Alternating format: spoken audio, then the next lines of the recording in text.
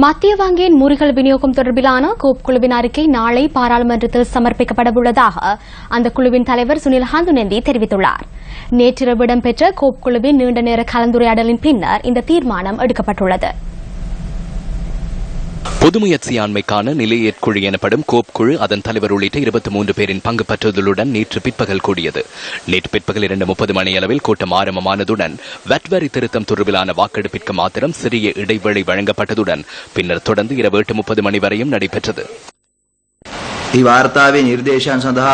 அறிக்கையின் அனைத்து சிபார்சுகளுக்கும் கோப் குழுவின் அனைத்து உறுப்பினர்களும் இணக்கம் தெரிவித்தனர். அத்துடன் அறிக்கையை நாளை பாராளுமன்றத்தில் சமர்ப்பிப்பதற்கு ஏகமனதாக தீர்மானம் எடுக்கப்பட்டது.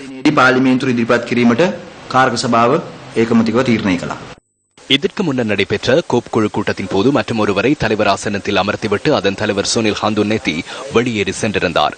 கோப் குழுவில் அங்கம் வகிக்கும் ஐக்கிய தேசிய கட்சியின் உறுப்பினர்கள் கலந்துரையாடியிருந்தனர். அர்ஜுன் மகேந்திரனின் மருமகனின் நிறுவனத்துக்கு எதிராக விசாரணைகள் மேற்கொண்டு குற்றப்பத்திரம் தாக்கல் செய்வதற்கு நடவடிக்கை எடுப்பதாக பிரதி அமைச்சர் அஜித் பி பரேரா குறிப்பிட்டிருந்தார். தலைவரின் அறிக்கை நாளை பாராளுமன்றத்தில் சமர்ப்பிக்கப்பட உள்ளது. ஐக்கிய தேசிய கட்சியின் உறுப்பினர்களுக்கு இறுதியில் கணக்காய்வாளர் நாயகத்தின் சிபார்சுகளையும் கோப் குழுவின் தலைவரின் சிபார்சுகளையும் ஏற்றுக்கொள்ள வேண்டிய நிலைமை ஏற்பட்டது.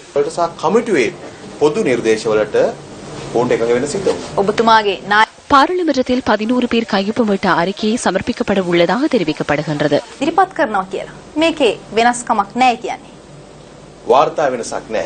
இல்லை, அறிக்கையில் மாற்றமில்லை. 11 பேர் அல்ல, கோப் குழுவில் அல்ல, அனைவரும் இதற்கு இணக்கம் தெரிவித்துள்ளனர். முறைகள் விநியோகத்தின் போது எவ்வாறு மோசடி இடம்பெற்றிருக்கும், இதற்கு மத்திய வங்கியின் முன்னாள் ஆளுநரின் தலையீடு எவ்வாறு அமைந்தது, அதன் மூலம் நாட்டிற்கு எந்த அளவு நட்டம் ஏற்பட்டுள்ளது, மத்திய வங்கியின் ஆளுநரை தவிர வங்கி அதிகாரிகளும் இதனுடன் தொடர்பட்டுள்ளார்களா, இதுபோன்ற அனைத்து விடயங்களும் வெளிவரும். அத்துடன் அவர்களுக்கு வழங்க வேண்டிய தண்டனை குறித்தும் கோப் குழு சிபார்சு செய்துள்ளது.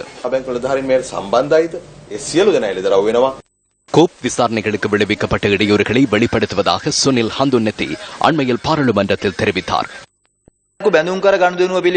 மத்திய வங்கியின் முறைகள் விநியோகம் தொடர்பிலான அறிக்கையை நான் பாராளுமன்றத்தில் சமர்ப்பிக்கும் போது என்ன நடைபெற்றது என்பதை முழுமையாக நான் கூறுவேன். அதிகமான விடயங்கள் வெளிவரும். 21 மாதங்களுக்கு முன்னர் இந்த திருட்டுச் சம்பவம் இடம்பெற்றுள்ளது. இவர்களை பாதுகாப்பதற்கு பல்வேறு செயற்பாடுகள் முன்னெடுக்கப்பட்டன. அவற்றை நாம் நாளை நாட்டிற்கு கூறுவோம்.